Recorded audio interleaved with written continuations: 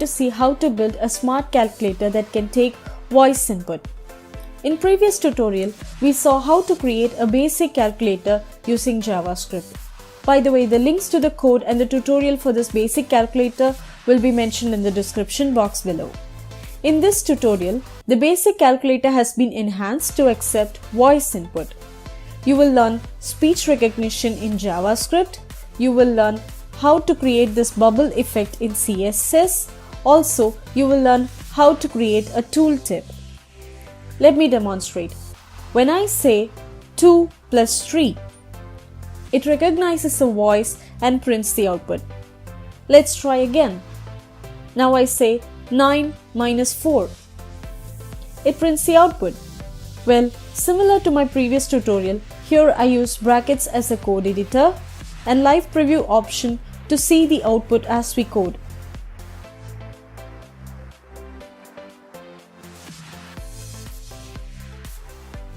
Let's start with grouping the history and output section of the calculator.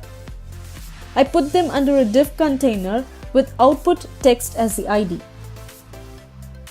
Now I specify a separate section called output microphone for the microphone icon and the tooltip.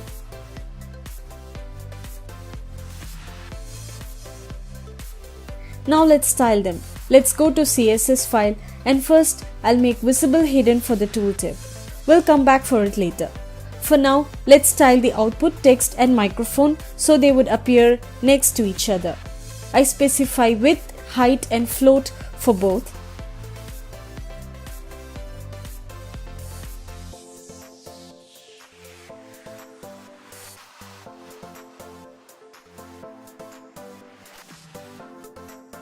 Now for the mic, I give background image. Not visible because the file size is bigger. So let's give the background width so the image covers the dimension that we have specified. Let's make it round by specifying the border radius as 50%. Also, give this a basic margin. I give the margin top separately so it would appear in the center. Now for the bubble effect. For animation, we use @keyframes followed by the animation name. At starting, I want the image to shrink a little bit, and at 70%, the border radius will grow to 10 pixels of the same color with opacity 0.4, and on full, the border radius is 0.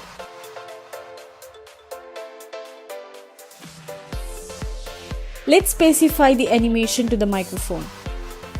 First, the animation name, the time for each round of animation and infinite to repeat itself. There's the bubble effect. The side grows at 10 pixels at 70% and shrinks back at 100%. Now I'll put this animation attribute under another class called record. We'll come back to it later. Now for the tooltip for the smart calculator describing the steps. Let's give the width and font size.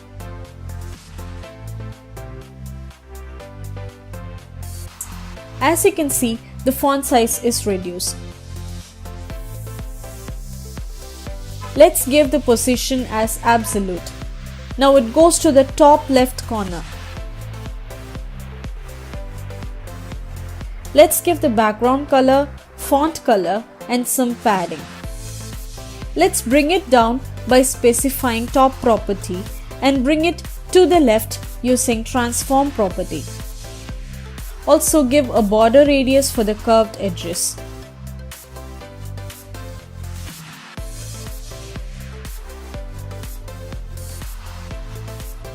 Let's change the top property until we get the desired position.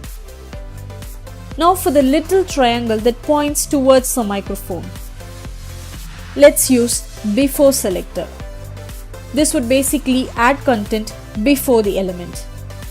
Let's give position absolute and a border width. Now if I specify border style as solid, it would be visible.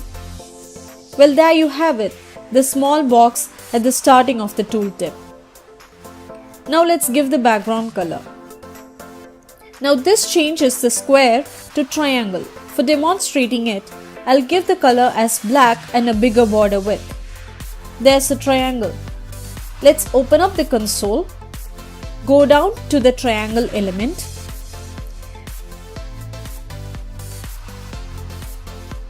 Below in the property, you can see the order is top, right, bottom and left. So if I specify right as black color and the rest as transparent, the arrow points towards the left, the opposite side. Now let's specify the bottom as black. Now the arrow points upwards. You get it. Alright, let's change it back. Now let's give the margin left as 10 pixels so the arrow goes past the padding and towards the mic. Now let's change the color and the border width. There you have it, the little triangle. Great. Now the tooltip is initially not visible. So let's mention that. It is made visible when we hover over the mic.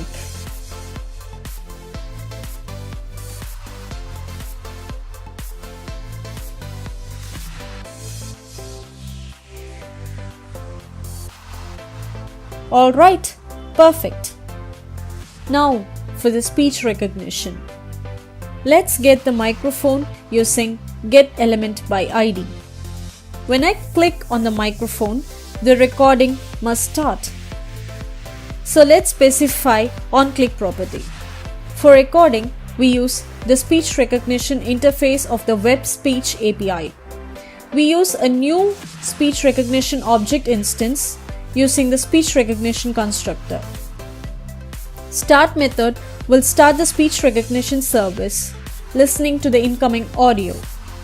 OnResult event handler will be fired when the speech recognition service returns a result, as in it fires when the user stops speaking. Let's get the transcript of the speech recognition and print it in the console.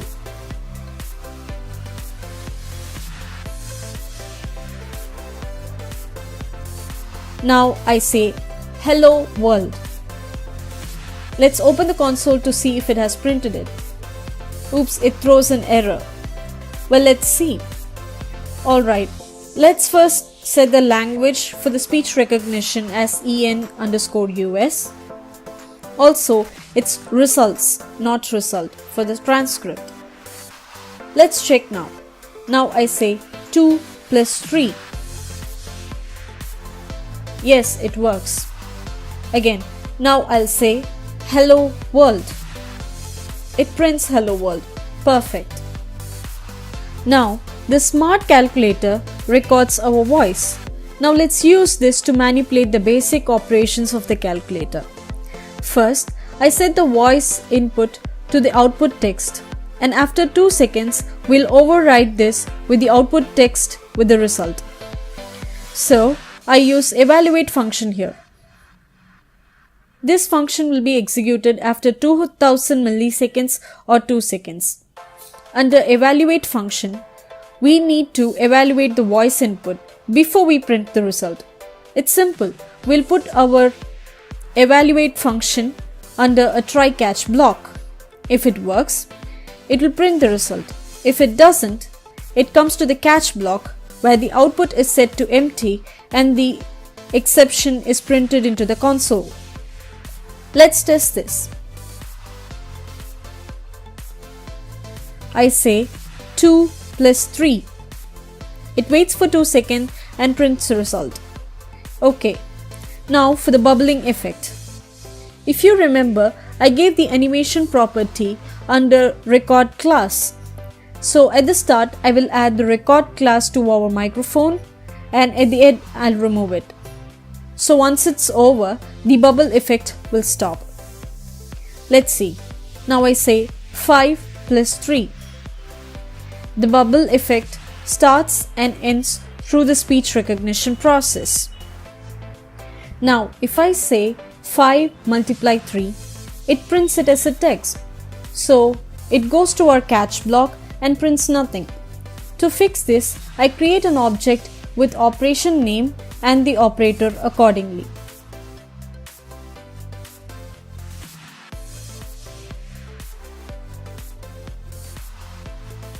Now I'll loop through the object and replace all the property name, that is the operator name, with the property value, that is the operator itself.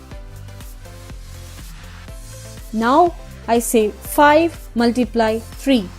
It replaces it with the operator and prints the result.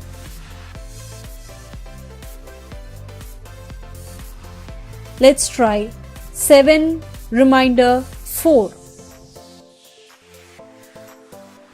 It works. Again, 8 divide 2.